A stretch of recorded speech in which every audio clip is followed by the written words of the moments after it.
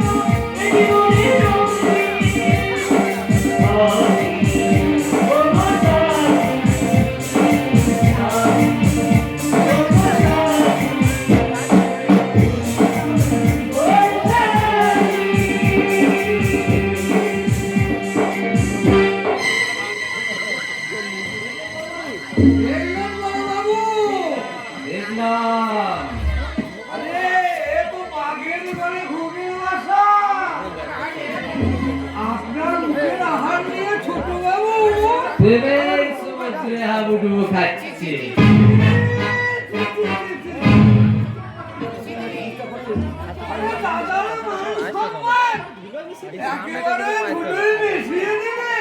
ভাবছি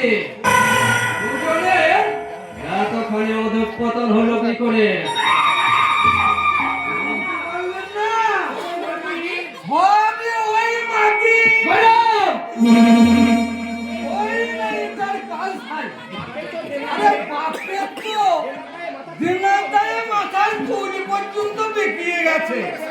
মেয়ের বিয়ে দেওয়া তো ওর বাপেরও সাধ্য নাই, তাই বোধহয় দড়ি খুলে বর্ণার ছাইড়িয়ে দিয়েছে।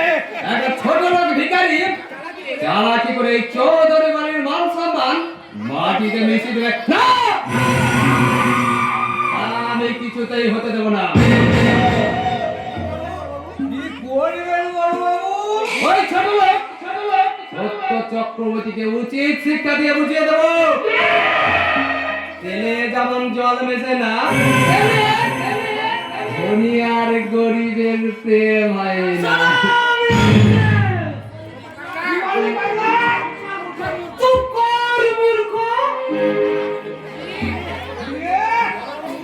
বড়বাবু মূর্খ। শুধু বড় বাবু নয় গো, বড় বাবু, মেজ বাবু, ছোট বাবু, অলার নামছে। আর তুমি একটা আত্মচিত বেড়া গো বেড়া। হ্যাঁ,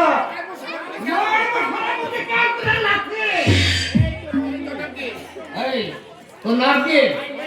My name is অসময়। Yes?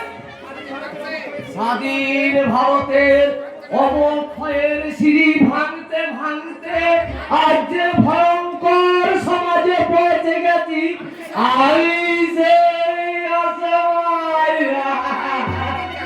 এখানে কি চাই?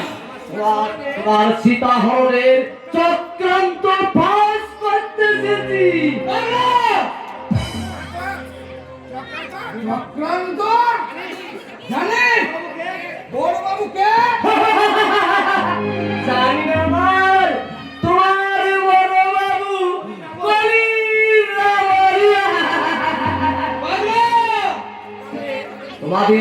তোমাদের ওই যুবক আসছে বলি হচ্ছে দেশের হাজার হাজার বেকার যুবক, হাজার হাজার শ্রমিক, চাষি, আর আমার মতো ক্ষুধার্ত পাগলা। যদি বাঁচতে চাস এখান থেকে চলে যা পাগলা। শুনতে পাচ্ছ না আমার মতো ক্ষুধার্ত পাগলের পাগল ভেদ করে ধরিত হচ্ছে বুভুক্ষ সাম্যবাদের স্লোগান। জাগো চেতনা, জাগো বিপ্লব, জাগো মুক্তি সংগ্রাম, জাগো লাঞ্ছিত, জাগো বঞ্চিত, জাগো সুপ্ত পেয়াই জনগণ।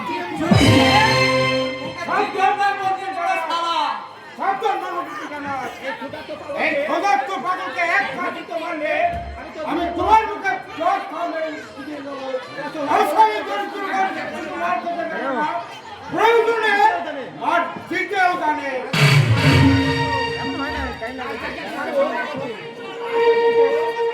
কাজটা কিন্তু ভালো করলি না বধু।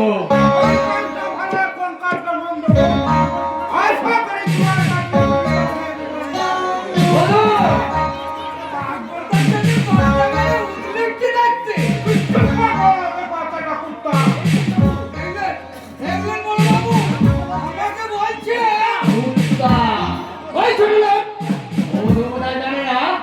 এই বিজন চৌধুরী অপমানের বদলা নিতে খুব বেশি দেরি করে না। বিজন চৌধুরীর হাত ধরার মূল্য বলবো তোকে খুব তাড়াতাড়ি দিতে হবে।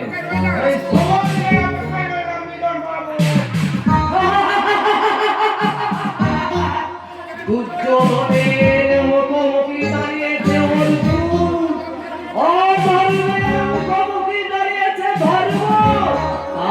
তাই অধর্ম পালাইতে চাইছে ওরে মূর্খ। ভগবান শ্রীকৃষ্ণ যাদের সহায় থাকে তাদের তুই কোনদিন মারতে পারবি না।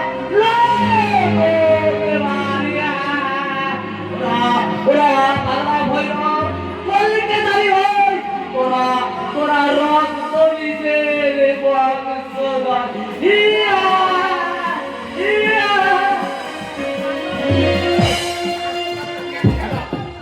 আজ তো বাংলা ভাই জ্ঞান দিয়ে গেল।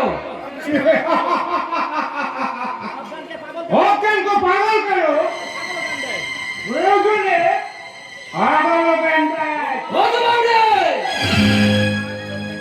তোমার ওই লাল চোখ দেখে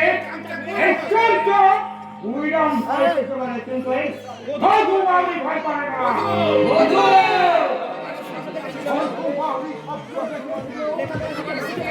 লেখাপড়া শিখতে মানুষের মতো মানুষ স্বপ্ন দেখেছিল শিক্ষিত হয়ে এই সমাজের একজন পর, কিন্তু এই ঘুম ধরা সমাজ ব্যবস্থা আমাদের সেই সুযোগ থেকে বঞ্চিত করেছে। তাই তোমাদের মতো শিক্ষিত সাইকেলের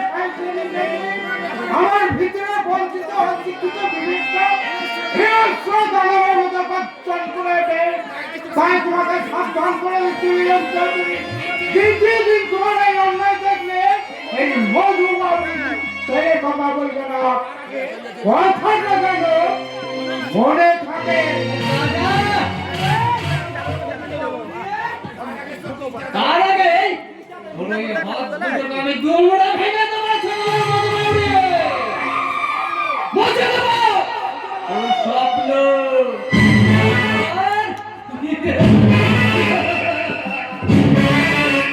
আমার স্বপ্ন লাগবে একটু একটু করে পুড়ে মরবে ওই কুসুম পুড়ে কুসুম কই টাইমিং তো কি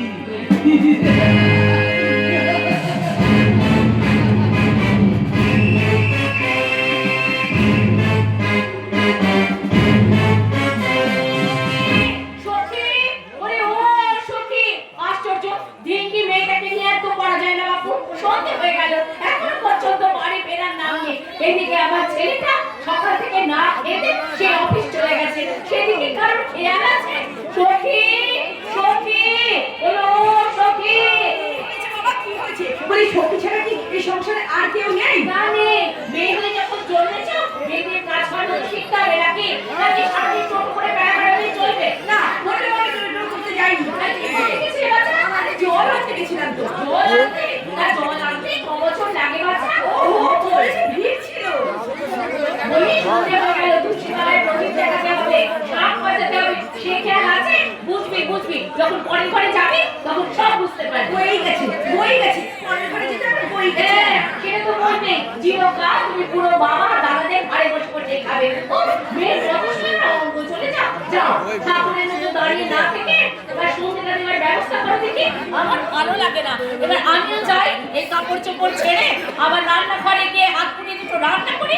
আমার তো মরণ না হলে শান্তি নেই। এই মানুষগুলোর মধ্যে দুটো ছেলে এসে এক্ষুনি আমাকে বলবে ঠান্ডা থেকে হেঁটে বল ধরে দুটো বিবাহ বিয়ারকে কাটিয়ে ডান পায়ে ছোট্ট না করে বাঁ পায়ে মারলাম তার বলে।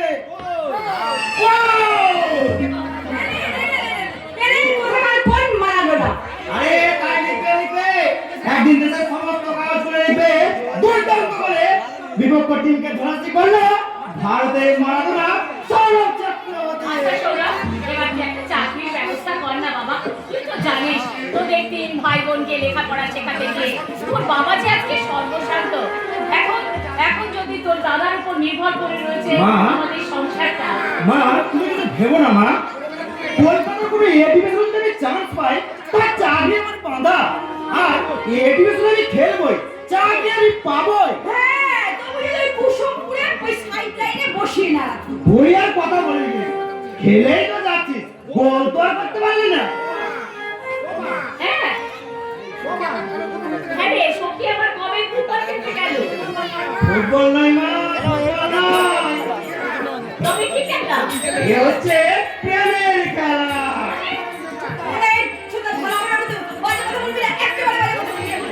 ওরে মুখপুরি, এই মাছ মাটা শুধু ড্রিবলিং বলেই হয় না, আসলে হচ্ছে খেলার গোল করাটাই হলো আসল সার্থকতা।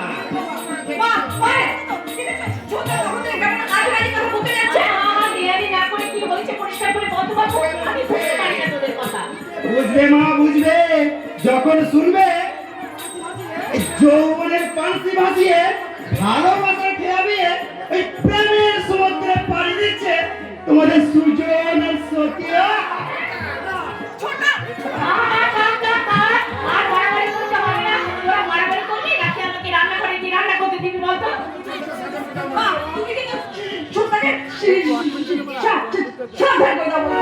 কি করবি তুই?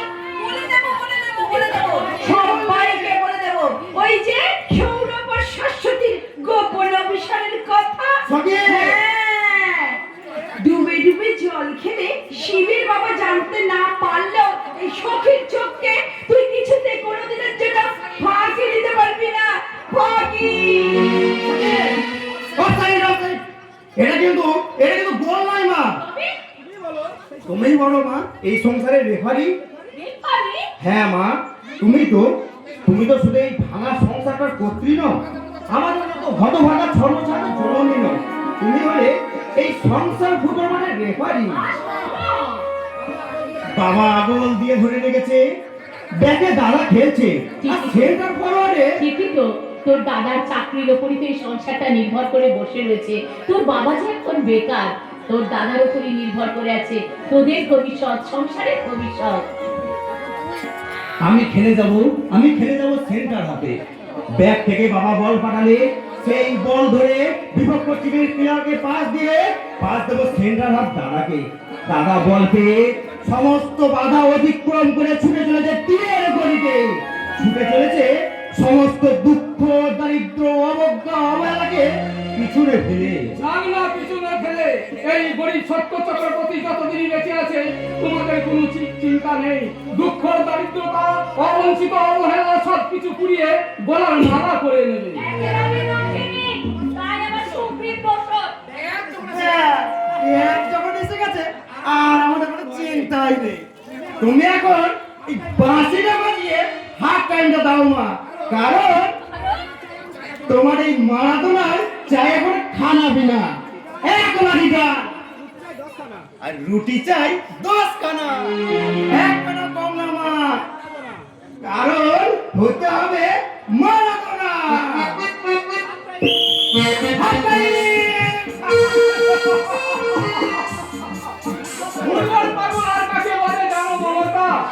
আমার যদি পয়সা আর সমস্ত থাকতো তাহলে সৌরভকে কলকাতার কোনো বড় ক্লাবে আমি ভর্তি করে দিতাম। ভুলে গেছো যে গৌরবের চাকরির উপর ভরসা করে আমাদের সংসারটা দাঁড়িয়ে রয়েছে? তুমি ছেলেটাকে আর আশা দিও না নাকি বাবু? এখনো তো আমি চুপ করে বসে নেই মমতা। এই সব শিশুদের ফাঁসবুক, বর্ণ পরিচয়, ভাড়া পাট বিক্রি করে কিছু পয়সা তো উপার্জন করি মমতা। তবু আমাদের বড় ছেলের উপর প্রত্যাশা করি যে আমাদের বেঁচে থাকতে হয়। পরনের কাপড় খানা যে কবে ছিঁড়ে গেছে সে কথা যে আমি কাউকে বলতে পারি না গো মমতা জানি না, তাই প্রথম মাসের চাকরির টাকায় কিনে নিয়েছি মায়ের শাড়ি। এসব তুই কেন আনলি বাবা? এগুলো প্রয়োজন মা, মা ধরো।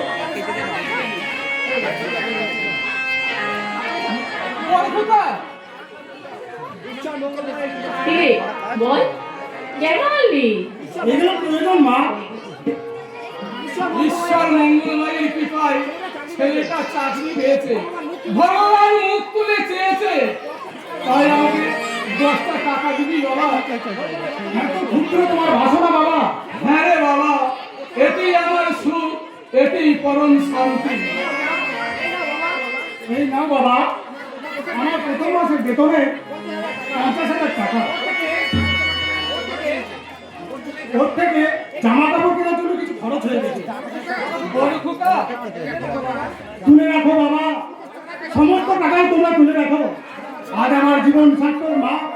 এই সুন্দর পৃথিবীতে আমাকে যারা আলো দেখিয়েছে, অতি দুঃখ কষ্ট আমাকে শিশু থেকে মানুষ করেছে, তাদের কাছে আমি পূর্ণ করতে পেরেছি। বরখুদা, দেখো মমতা, দেখো যুগটা যে বদলে গেলেও আমাদের সন্তান আজও বদলায়নি।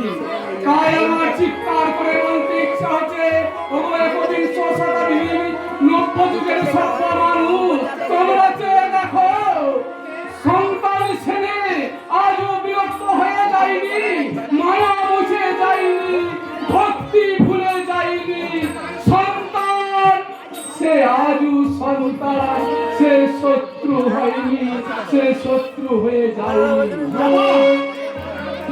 তুলে নাও মমতা, তুলে নাও সন্তানের সেনের দান, ঈশ্বরের আশীর্বাদ মনে করে টাকাগুলো তুমি রেখে দাও মমতা, টাকাগুলো তুমি রেখে দাও।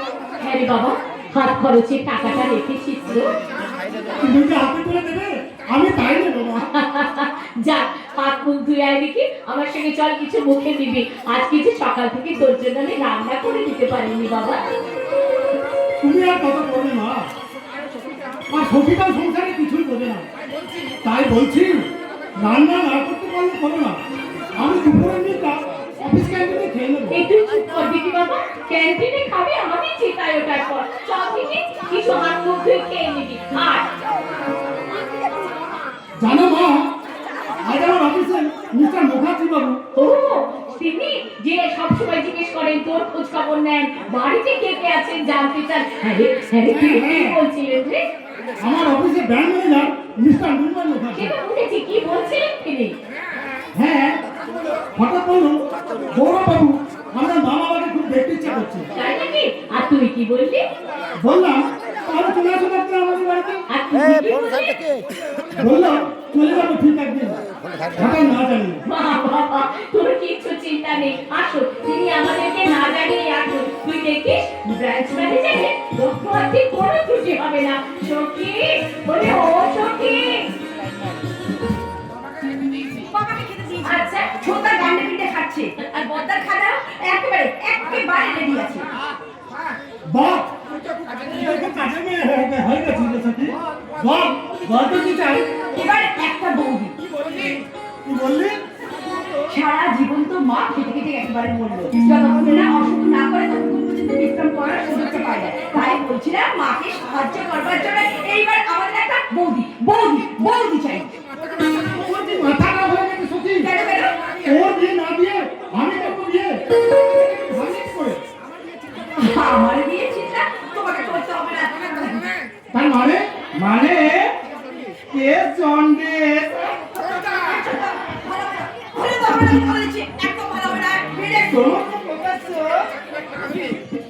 ছোটার একটা চাকরি বাকরি না হলে আমার পক্ষে বিয়ে করা সম্ভব নয়। তোকে আর বিয়ে করতে হবে না। ওরে বাবা, সবই জানবো আমাদের কপালের দোষ। না হলে তোর মতো বয়সের ছেলেরা এতদিনে বউ ছেলে নিয়ে সুখে ঘর সংসার করতো। তুমি বুঝতে পারছো না মা, আসলে বিয়ে করার ইচ্ছে তোমার নেই দাদা। ইচ্ছে থাকে, এই মা বাবাকে এই বয়সে একটু শান্তি দেওয়ার চেষ্টা করতে তুমি। দেখো আমার কথা তুমি চিন্তা করো না দাদা।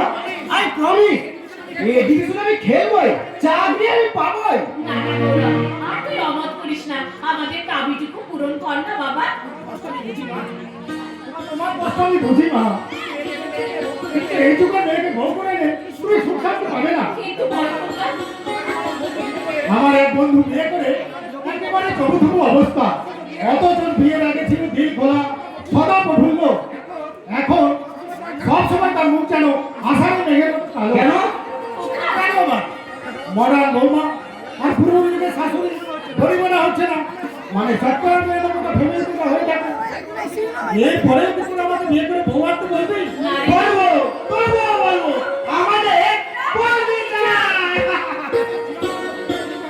দাদা চিরন্তন প্রথাকে মেনে নিতে হয় দাদা।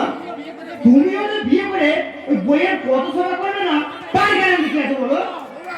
শোনো, আমার একটা কথা ভালো করে শুনে রাখতো না। শুধু তো পছন্দ দিকে উঠেছে শুনে বিশ্বাস করতে পারিস, কিন্তু এই গৌরব চক্রবর্তীকে বলতে মাথায় করে রেখেছে এই কথা বিশ্বাস করিস না। কারণ আমার মা বাবা ভাই বোনকে যদি বউ অশ্রদ্ধা অসম্মান করে সেই দিয়ে আর যেই সংসার করুক আমি করবো না। শোন বাবা, তার জন্য কিন্তু আমি বলে এতটুকু কষ্ট পাবো না। যদি সত্যি সেরকম কোনো ঘটনা ঘটে থাকে, তোর তো দোষারোপ করবো না। আজ ওকে চোখের জল মুছে নিয়ে ভাববো সবই আমাদের অদৃষ্টের দোষ। কিন্তু মা, না না না, আর কোনো কিন্তু নয় বাবা, আর কোনো কিন্তু নয়। আর তুই অমত করিস না, আমাদের দাবিটুকু মেনে নে। আমাদের শেষ বয়সে নাতি নাতনি নিয়ে আমাদের একটু সুখের মুখ দেখতে দে বাবা। আর তোর কোনো কথা শুনবো না। সামনের পাশেই খুব ভালো মেয়ে দেখে তাকে তার সাথে তোর বিয়ে দিয়ে ওটা ঘরে আমি আনবই। কিরে, তোরা আমার প্রস্তাবে রাজি? রাজি রাজি রাজি। সৌরভ সখী, মাকে তো একটু বুঝিয়ে বল। সুখে দুঃখে আমাদের দিনগুলো তো বেশ ভালো কেটে যাচ্ছে। পরের মেয়ে ঘরে এলে অশান্তি বাঁধবে, তোদের পর করে দেবে। ভুল বলছো দাদা, ভুল বলছো। পরের মেয়ে ঘরে কিনে কখনো ঘরের মানুষকে বর করে দেয় না, বড় ভালোবাসা দিয়ে আবার করে নেয়। কখনো বাস্তব এক নয়, কিন্তু সব মেয়েও কিন্তু সমান নয় দাদা।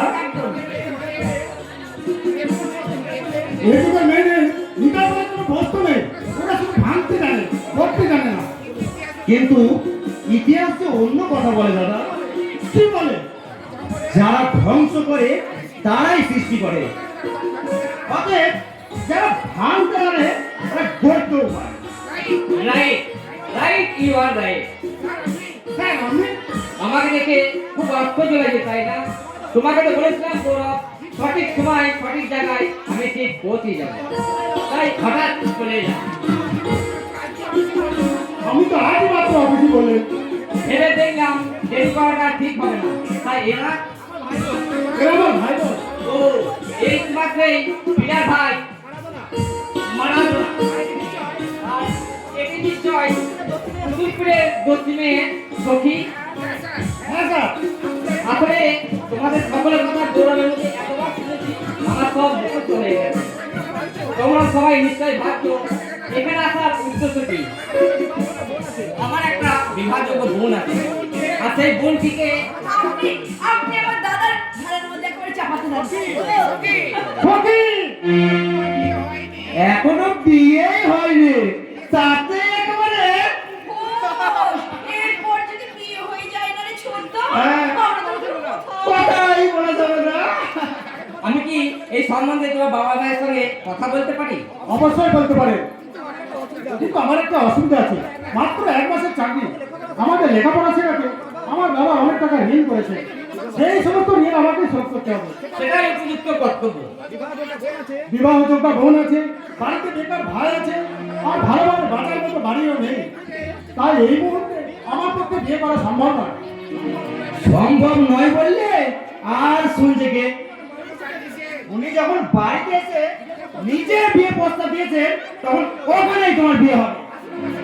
আসুন আসুন, আপনি আমার সঙ্গে আমার বাবার কাছে চলুন। হ্যাঁ হ্যাঁ চলুন, আমরা দুজনে আপনাকে বাবার কাছে নিয়ে যাই। কারণ যে ঘর থেকে প্রজাপতি এসে আমার দাদার গায়ে বসেছে, সেই গায়ে মেয়েই হবে আমাদের বাড়ির একমাত্র বউ। আমি গ্যারান্টি দিচ্ছি আমার বোন আমি মোটেও খারাপ নয়, আদর্শই শিক্ষায় শিক্ষিকা। আশা করি তুমি সুখী হবে, তুমি সুখী হবে। সখী, সৌরভ, তোরা শোন শোন, কে কার কথা শুনে? তবে মেঘ যখন উঠেছে বৃষ্টি নামবেই।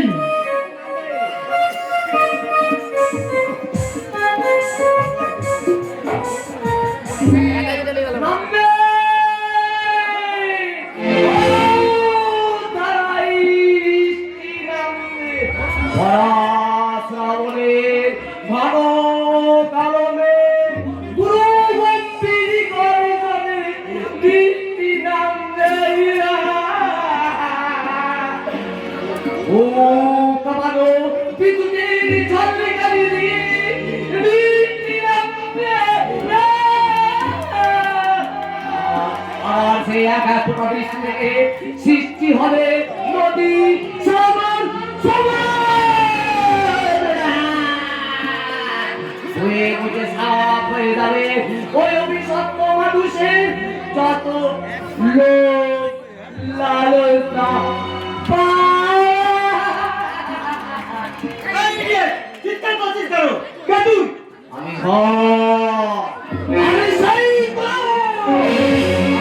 মহাকালের মহাপ্রলয় বাংলার সময়। সাদা মাস্টার, এটা পাগলামো করার জায়গা নয়। ভয় পেয়েছে, ভয়। আচ্ছা আচ্ছা, তুমি স্বাধীনতা মানে বুঝো? দেখোছো কখনো স্বাধীনতাকে? না, ওটা দেখা সময় আমাদের নেই। তা থাকবে কেন? তোমরা যে ভাঙার নেশায় মত্ত। ওরে ওরে কলি দুঃশাসনের দল, ওরে ওরে করে দুঃশাসনের দল পূর্ণ হয়ে যাবে। জুতিয়ে মুখে দেবো ফুলের বাচ্চা। এই গো বাবু, তা না হলে মায়ের পায়ে বেরি পড়াবে কেমন করে, ভাইয়ের হাতে শিকল পড়াবে কেমন করে, আর ওই মা বোনের ইজ্জত নষ্ট করবে কেমন করে? আমি তোমাদের সাবধান করে দিচ্ছি, ওরে ওরে কলির বিভীষণের দল, আবার যদি ষড়যন্ত্র করে তোর আমার মায়ের পায়ে বেরি পড়াতে আসিস, তাহলে তাহলে কোনো কিন্তু কাউকে ক্ষমা করবো না। দুশ্মন বেঈমান সব সারাবে আমি গুলি করে মারবো।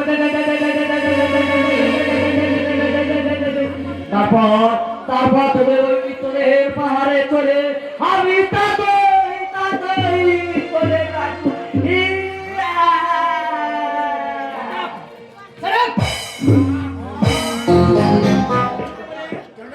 জানোয়ারটা এটার ভেতর ঢুকে মারবার বাচ্চা তুমি দাঁড়িয়ে তামাশা দেখছো? এটা রে এটা বলে বস জানোয়ারটা গেটের ভেতর ঢুকলো কি করে? আমার জলদি তো বাইরে নিকালো।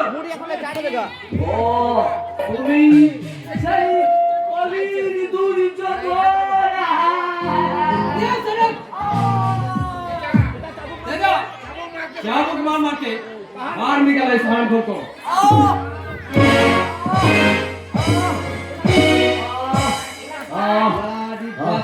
चल छोड़ी मत ये छोले गए निकालो जल्दी से बाहर निकालो बोल साला जाएगा क्या नहीं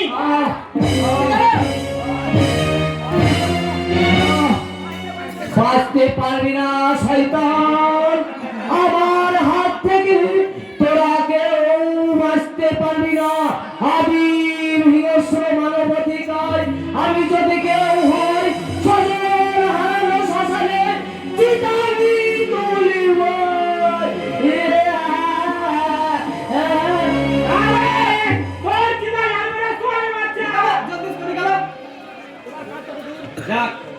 তোমার কাজ কতদূর সুইজারল্যান্ডে এক কোম্পানিকে অর্ডার দিয়েছি আশা করছি এক মাসের মধ্যে মেশিনটা এসে যাবে বস আমার টাকাটা পেয়ে যাবে আর সেটা পৌঁছানোর সঙ্গে সঙ্গেই তুমি তোমার টাকাটা পেয়ে যাবে হ্যাঁ ভালো কথা যদি পারো তাহলে একবার ম্যানেজার সাথে দেখা করবে আর নতুন কাজে অর্ডার পেতে পারো ওকে বস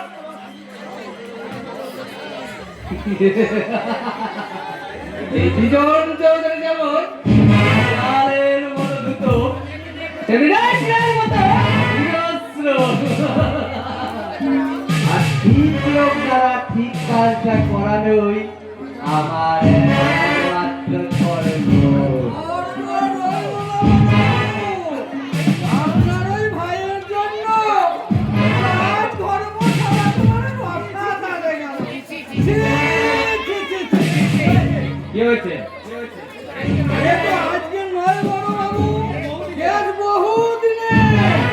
আর মানে ওই যে একটা গান আছে, বিরিতি কাঁঠালের আটা, বিরিতি কাঁঠালের আটা, লাগবে পরে ছানে না। বলে মানে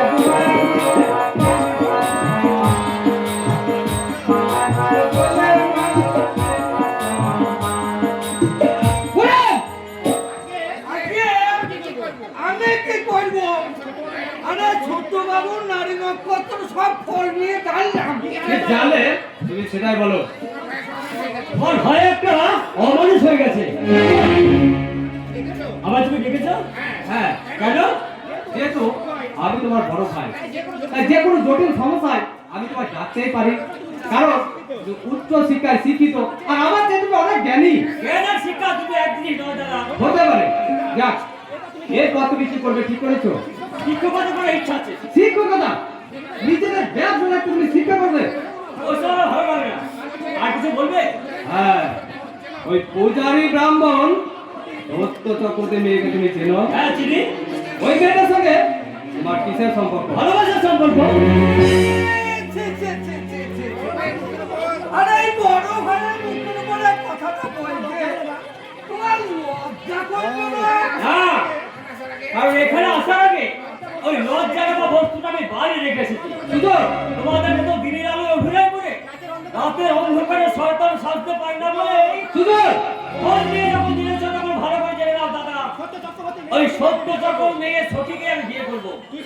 তুই কি নেশা করে এই কথা বলতে এসেছিস? না তবে এবার থেকে এটা আমি নেশা করেই আসবো। শুধু আর ওই নেশার ক্ষতের সঙ্গে কথা বলতে হলে নেশা করে আসা উচিত। শুধু দিন দিন তোমার স্পর্ধাটা কিন্তু সীমা ছাড়িয়ে যাচ্ছে। তুই শুধু চিনিস এই বিজন চৌধুরী তোর দাদা জানিস না আমার কালো ইতিহাস, জানিস না আমার অন্ধকার জগৎ, যার নাম শুনে এই সারা কুসুমপুর থরথর করে কাঁপে, যার খেয়াল কুসুমপুর নির্ভর করে এখানকার জনগণের ভবিষ্যৎ। আমি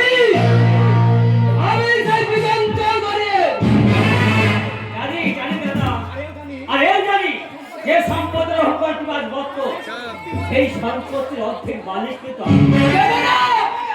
তোকে একটা কানে করে দেবো না, দেখি দেখি তুই কি করতে পারিস। এই বিষয় সম্পত্তি অর্থ আভিজাত্য আমার কাছে তুচ্ছ না। তাই আমার সব কিছু তোমাকে স্বেচ্ছায় ছেড়ে দিয়ে ওই সতীর হাত ধরে বেরিয়ে যাবে আমি পথে। তবুও তুমি ওই এখানে মেয়েটাকে কি করবে? হ্যাঁ, কারণ ভালোবাসা ধনী গরিবের কোনো তফাৎ রাখে না দাদা।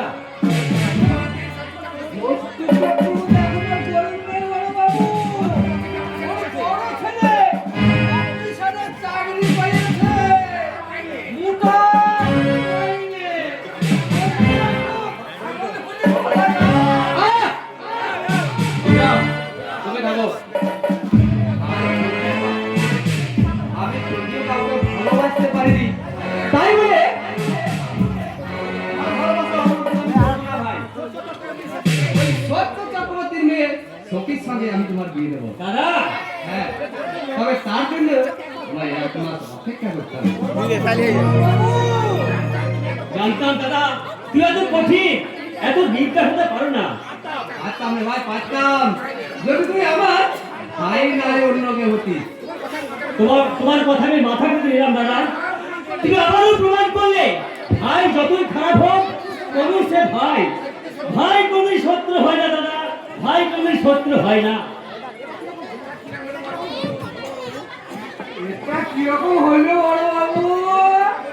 এটা তোমার মাথায় ঢুকবে না কইরা, এটা অতি জটিল, ওই সাইডে ব্যাপার।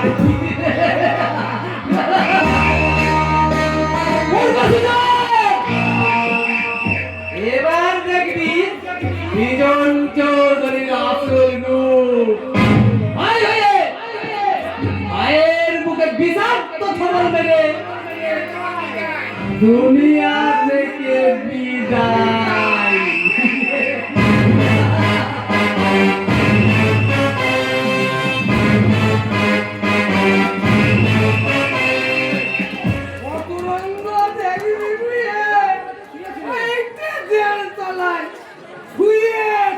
চুপ! কে চালাচ্ছে? কে কে বলে?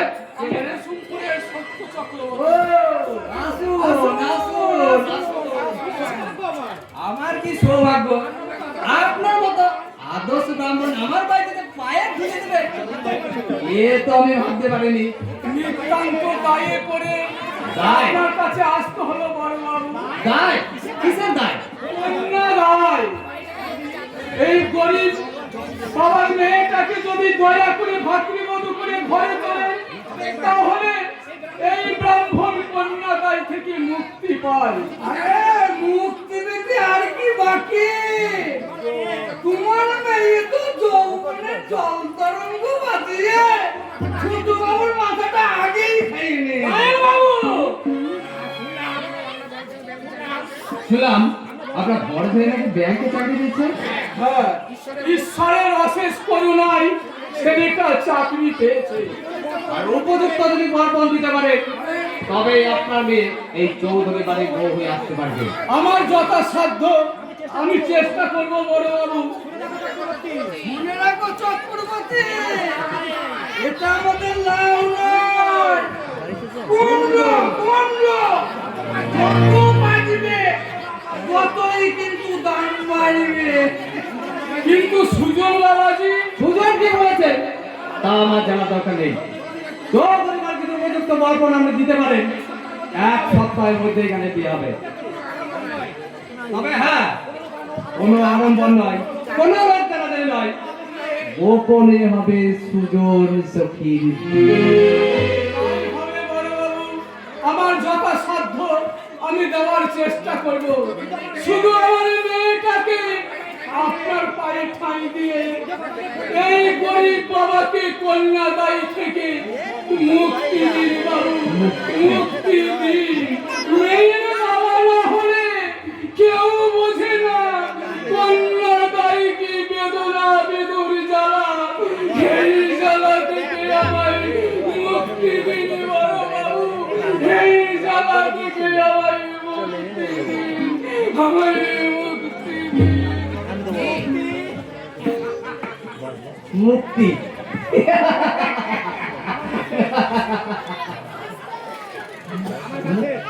আমার কাজ শেষ বৈরাগ, এবার তোমার কাজ শুরু করো।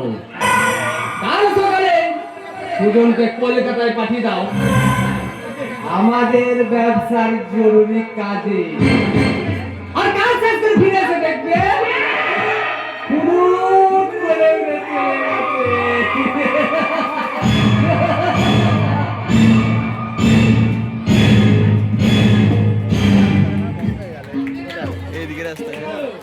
উড়ে গেল? হ্যাঁ, জিনিসটার কি ডানা গজানো নাকি? এই মাত্র দেড় ভরি হাতটা খুলে রেখেছি বাথরুমে স্নান করতে, বেরিয়ে দেখছি নেই।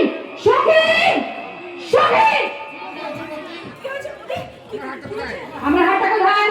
হাত?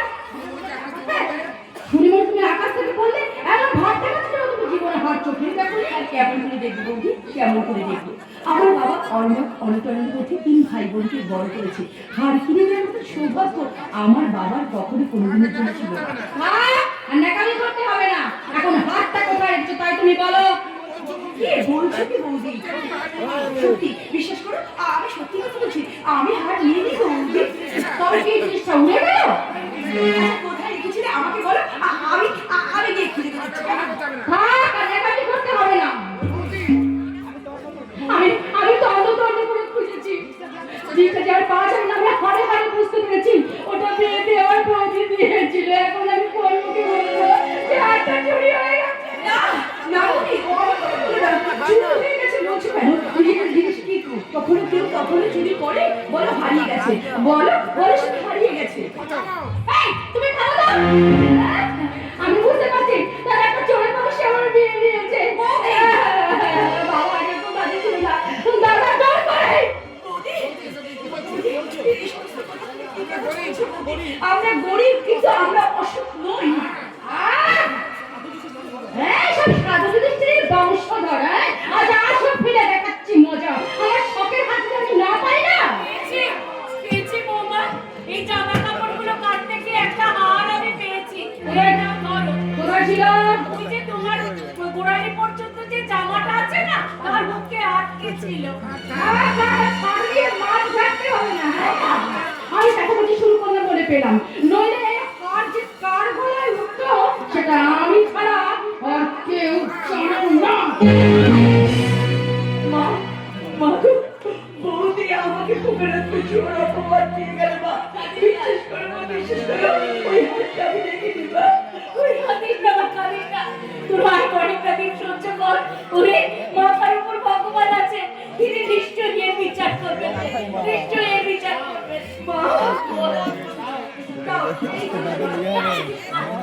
মা কোথায় যাচ্ছিস? তুই অন্য কাজে যা। তুই তো জানিস তোর বউদের মাথা কিছু খোঁজ নেই, ভীষণ বকাবকি শুরু করে দেয়। আচ্ছা এইসব কার মা? তোর বৌদি। মা এই সমস্ত নোংরা বস্তুগুলো বৌদি তোমাকে কাটতে দিয়েছিল। আচ্ছা সে তো নিজেও এই সমস্তগুলোকে কেচে দিতে পারতো। বলিস না মা, এমন কথা বলতে নেই। ওরে ছেলের সংসারে থাকতে গেলে মার কাছে এরকম একটু একটু নোংরা ঘাটতেই হয়। যে ছেলেটা ছোটবেলায় পায়খানা করে ফেলে, মা যে তার মুখের খাবারটা ফেলে রেখে দিয়ে আগে তাড়াতাড়ি কি ছেলের পায়খানাটা পরিষ্কার করতে ছুটে যায়। ছেলের পায়খানা যদি পরিষ্কার করতে পারে, তাহলে ছেলের বই অন্তর্বাস কেন সে পরিষ্কার করতে পারবে না? মা ছেলের সংসারে আছে, আমাকে যে একটু নোংরা ধরতেই হবে। মা আসুক, আজ দাদা আসুক, আমি অন্যায় যদি প্রতিকার না করতে পারি তাহলে আমার নাম সখী না। কিছু বলবি না, কিছু বলবি না। তুই তো জানিস তোর দাদার চাকরি তোর উপর নির্ভর করে আমাদের সংসারটা চলছে, তোর বিয়েটা নির্ভর করে আছে। তাহলে মরো মরো এমনি করে তিল তিল করে